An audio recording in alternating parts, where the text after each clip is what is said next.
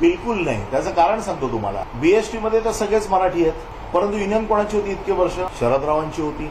शरदराव त्या युनियनचं नेतृत्व करत होते. कित्येक वर्ष त्या क्रेडिट सोसायटीवरती शरदराव यांच्या युनियनचंच वर्चस्व होतं. फक्त गेले काही वर्ष ती शिवसेनेच्या ताब्यात होती.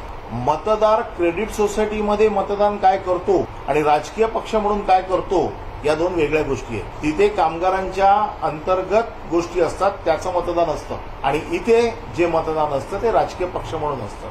त्यामुळे ह्या दोघांचा मराठी माणसाच्या मताचा असा विषय होत नाही.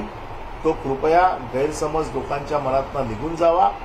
त्याच्यामुळे हे जे काही चित्र उभं केलं जातंय की शिवसेना मनसे एकत्र आली तरी सगळ्याशी ठरल्या, मतांमध्ये मी काल फरक बघितला. फरक फार थोडा आहे, परंतु पॅनल सिस्टीम ज्या वेळेला असते त्यावेळेला अख्खच्या अख्खं पॅनल निवडून येतं. त्याच्यामध्ये एक पुढचा जो स्ट्रॉंग असतो तो सगळ्यांचीच वरात बरोबर घेऊन जातो, आणि हे पॅनल सिस्टीममध्ये होतं. परंतु आपण जे सांगताय आम्हाला की बेस्ट क्रेडिट सोसायटीच्या निवडणुकीचा आणि या युतीच्या निकालांचा काही संबंध नाही. पण त्या निकालानंतर राज ठाकरे सीएमना भेटणार, अमित ठाकरे आशिष शेलारांना भेटणार, याबाबत संभ्रम. सीएमना कोणी भेटू शकतो? उद्या मी पण भेटू शकतो सीएमना. सीएमना भेटायला एखाद्या कामासाठी जाणं याच्यात काही गैर आहे असं मला वाटत नाहीये, आणि ते नेहमीच भेटत असतात वेगवेगळ्या. काल त्यांनी सांगितलं की मी पार्किंगसाठी गेलो होतो, काही डीपी आहे, त्या डीपीमध्ये काही सुधारणा आहेत. आता ह्या कामासाठी जायला कोण कोणाला अडवू शकतं? उद्या मला माझे काही विभागातले प्रश्न असतील आणि त्याच्यासाठी मुख्यमंत्र्यांकडे जायचं असेल तर मी देखील जाऊ शकतो. याचा अर्थ काय उद्या मी शिवसेनेची वकिली करायला तिकडे जातोय असं नाही होत. नाही, पण परब साहेब, महापालिका निवडणुका ठाकरे बंधू एकत्र लढतील यावर तुमची सध्याची भूमिका काय आहे? पक्षाकडून कालच पहिला ड्राफ्ट निघाला आहे. आता निवडणुका खऱ्या अर्थाने सुरू होतील. एकाच दिवसात या सगळ्या गोष्टी होत नाही, आणि सगळ्या गोष्टी काही मीडियाच्या समोर देखील होत नाही. आम्हाला आमचं काम करू देत. आपण आपलं काम करा. योग्य वेळी आपल्या समोर आम्ही येऊ आणि आमचा निर्णय काय तो सांगू. गेली 4-5 दिवस मुंबईमध्ये जो भयंकर पाऊस पडला, त्या पावसामुळे जवळपास मुंबईच्या रस्त्यांवर 8,000हून अधिक खड्डे पडले. जे लोकांनी सांगितले की हे खड्डे पडलेले आहेत, कदाचित त्यांची संख्या त्यापेक्षा जास्त असू शकते. गणेशोत्सव येतो आहे आणि अशात हे रस्त्याला इतक्या मोठ्या प्रमाणात खड्डे पडलेले असणं, त्या ट्रेंचेस भरण्याचा टेंडर न निघणं, हे मुंबईचं मोठं एक समोरचं एक संकट आहे. हे महायुतीचं फार मोठं काम आहे. त्यांनी जे करून दाखवलेलं आहे, जे दररोज डंके वाजवत आहेत कामाचे, आम्ही एवढं मोठं काम करतोय, त्याचं हे फलित आहे. जो काय मुंबई महानगरपालिकेत भ्रष्टाचाराने कळस गाठलाय किंवा प्रशासन बेलगाम झालंय, नगरसेवक नसल्यामुळे, महानगरपालिका अस्तित्वात नसल्यामुळे कोणी कोणाला विचारत नाहीये, आणि राज्य सरकारचा महानगरपालिकेवर कंट्रोल नाहीये. हवी तशी महानगरपालिका लुटतायत. अधिकारी जसं मनाला पाहिजे तसं काम करतायत. आता तर गेले 3 वर्ष शिवसेना नाहीये. आता हे जे खड्डे पडले याची जबाबदारी कोण घेणार? प्रत्येक वेळेला ते शिवसेनेवरती आरोप करत होते. शिवसेनेने खड्डे पाडले रस्त्यावरती, शिवसेनेमुळे खड्डे पडतायत. आमचं मत असं आहे, आता ही जबाबदारी घेणार कोण? कोण समोर येतंय आणि सांगतंय की हे खड्डे पडलेत, त्यांची आम्ही जबाबदारी घेतो. हे कोणी करत नाहीये. फक्त दुसऱ्यावरती आरोप करणं सोपं आहे.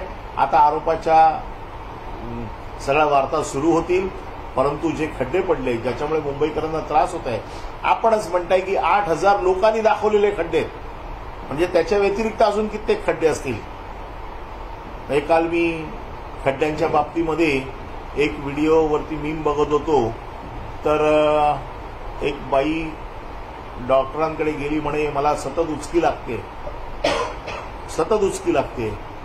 तर त्यांनी विचारलं आपण कोण? तर मी सार्वजनिक बांधकाम खात्याच्या मंत्र्याची आई आहे.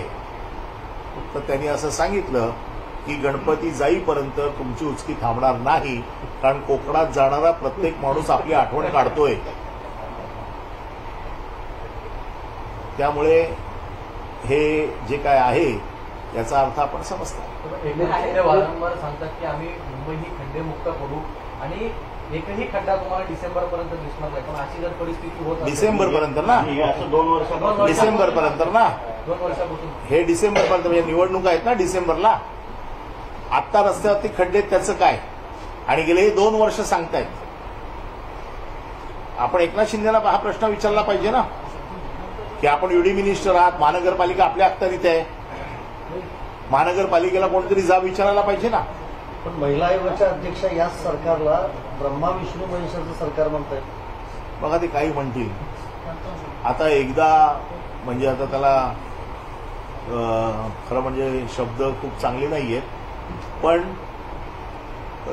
स्तुती म्हणजे कुठल्या टोकाची करायची आणि लाळ घोटायची म्हणजे कुठल्या टोकापर्यंत घोटायची, हे आता प्रत्येक कार्यकर्त्याने ठरवलं पाहिजे. नाही, पण मुख्यमंत्र्यांनी पालिका आयुक्तांशी फोनवर चर्चा केली. कदाचित मुख्यमंत्र्यांनाही वाकोला ब्रिजवर जे खड्डे पडलेले आहेत त्याचा कदाचित एअरपोर्ट वगैरे जाताना त्रास झाला असावा कदाचित, किंवा जी एकूण मीडिया दाखवते परिस्थिती, लोक दाखवत आहेत. स्वतः मुख्यमंत्र्यांनी आदेश दिलेले आहेत की तातडीने हे सगळे खड्डे बुजवले जावे. मुख्यमंत्र्यांनी आदेश देऊन देखील खड्डे बुजतील याच्यावरती माझा विश्वास नाही. त्याचं कारण असं आहे, अधिकारी इतके बेलगाम झालेले आहेत, कोणी कोणाला विचारत नाहीये. अहो, हे काम आता ऐन तोंडावर करायचं असतं का? या कामाची सुरुवात 2 महिने 3 महिने अगोदर त्याची तयारी करावी लागते. आपणच म्हणताय की खड्डे भरायचं टेंडर अजून निघालेलं नाहीये. हे लोक गणेशोत्सव आज तोंडावर आहे, 2 दिवसांनी गणेशोत्सव आहे, प्रत्येकाच्या घरात गणपती बाप्पा येणार आहे. तो विनासाहस यावा, त्याला व्यवस्थित मार्ग असावा अशी प्रत्येक गणेश भक्ताची इच्छा आहे. हे फक्त लोकांना खोटं बोलून, गाजरं दाखवून, लोकांची दिशाभूल करून फक्त मतं मिळवण्यासाठीचं काम करतात. लोकांची सेवा करण्याची यांची काही जबाबदारी नाही आहे असं आमचं म्हणणं आहे. भारत पाक सामना जो आहे त्याला घेऊन संजय राऊतांनी जे पत्र लिहिलेलं आहे त्याबद्दल आशिष शेलारांनी याची टीका केली आहे की त्यांनी जावेद मियादारला आपल्या घरी बोलवून बिर्याणी खाऊ घातली, त्यांनी भारत पाक किंवा पाकशी भारताने कसं वागावं या संदर्भात आम्हाला सांगतो. आशिष शेलारचं ज्ञान कमी आहे. जावेद मियादाद बाळासाहेबांना विनंती करायला आला होता की भारत पाकिस्तान मॅच होऊ द्या. बाळासाहेबांनी असं सांगितलं, एक खेळाडू म्हणून मी तुझा सन्मान करतो, परंतु मी कुठल्याही परिस्थितीत मॅच होऊ देणार नाही. आशिष शेलार जरी बीसीसीआयचा कोणी पदाधिकारी असेल तरी बाळासाहेबांच्या विचारांच्या बाबतीमध्ये आशिष शेलारने बोलू नये तेवढी त्याची उंची नाही. बाळासाहेबांनी अतिशय कडक शब्दात त्यावेळेला सुनावलं होतं का आशिष शेलार बिर्याणी वाढायला आला होता काय. त्यावेळेला सकाळी 11:30 वाजता जावेद मियादाद आले आणि 12 वाजता गेले. या अर्ध्या तासात आशिष शेलारने बिर्याणी वाढली. बाळासाहेबांना त्यांनी विनंती केली होती की आम्हाला मॅच खेळू द्या. बाळासाहेबांनी सांगितलं, माझ्या घरात आलायस, तू एक जगातला उत्कृष्ट खेळाडू आहेस, तुझा मी सन्मान करतो, परंतु माझ्या देशाचा जिथे प्रश्न आहे तिथे मी कुठलीही कॉम्प्रोमाइज करणार नाही आणि भारत पाकिस्तान मॅच होऊ देणार नाही. आशिष शेलार कुठे होता त्यावेळेला? त्यावेळेला आशिष शेलार गल्लीत पण क्रिकेट खेळत नव्हता.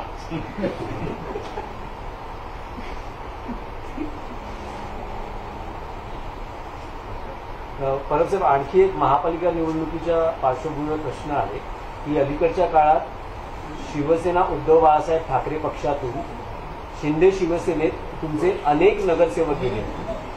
तर अशा वेळेस आता नव्या उमेदवारी देताना शिवसेना उद्धव ठाकरे या पक्षापुढे काही आव्हान असेल की तुमच्याकडे कॅन्डिडेट्स तयार आहेत? मी पुन्हा सांगतोय, हे मी वारंवार सांगितलेलं आहे, जे नगरसेवक गेले ते शिवसेनेचे त्या भागातले चेहरे होते आणि असे चेहरे आम्ही दरवेळेला निवडणुकीला 50% बदलत असतो.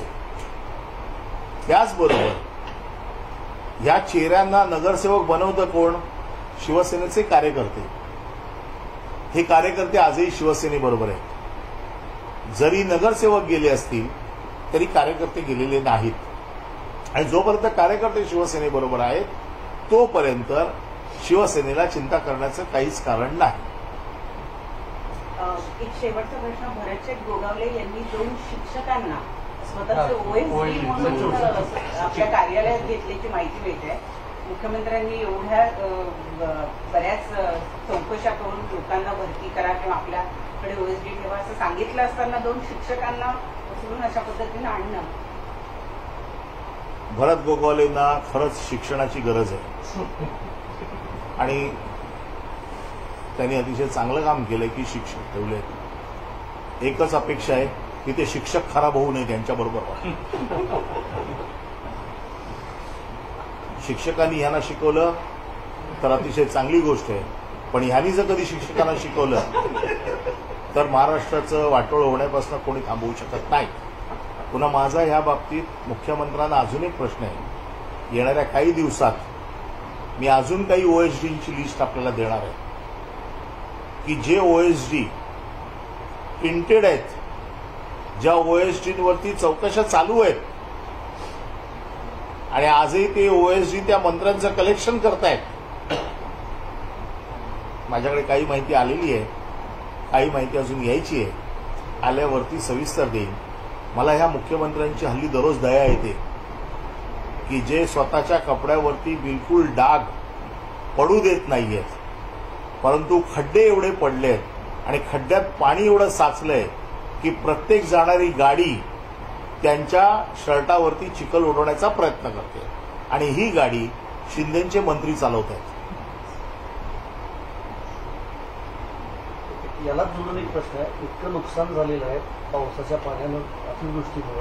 कृषी मूल्य आयोगाचे अध्यक्ष म्हणतात शेतकऱ्यांनी नुकसानीचं सवय करून घेतली पाहिजे. पाशा पाटील म्हणतात हळूहळू हे सरकार हात झटकतंय आणि हे सरकार हात झटकणारं सरकार आहे.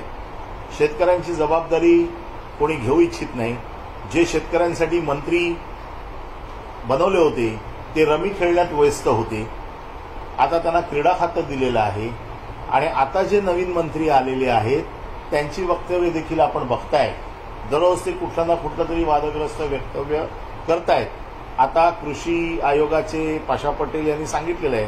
म्हणजे थोडक्यात हळूहळू सरकार लोकांना सांगतंय की तुम्ही आम्हाला निवडून दिलेलं आहे, आता आमच्याकडनं फार काय अपेक्षा बाळगू नका. धन्यवाद.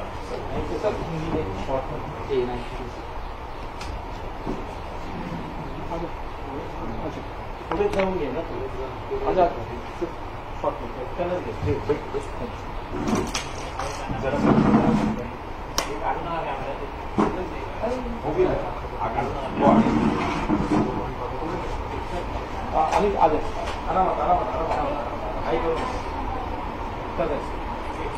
हा आरक्षणाचा विषय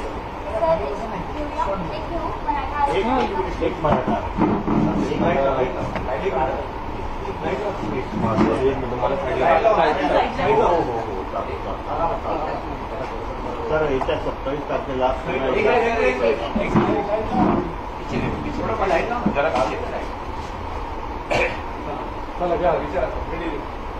येत्या 27 तारखेला मनोज जरांगे पुन्हा एकदा मराठा आरक्षणासाठी मुंबईत येत आहेत आणि राज्यभरातून मोठ्या प्रमाणात मराठा समाजाचे कार्यकर्ते या ठिकाणी जमा होणार आहेत.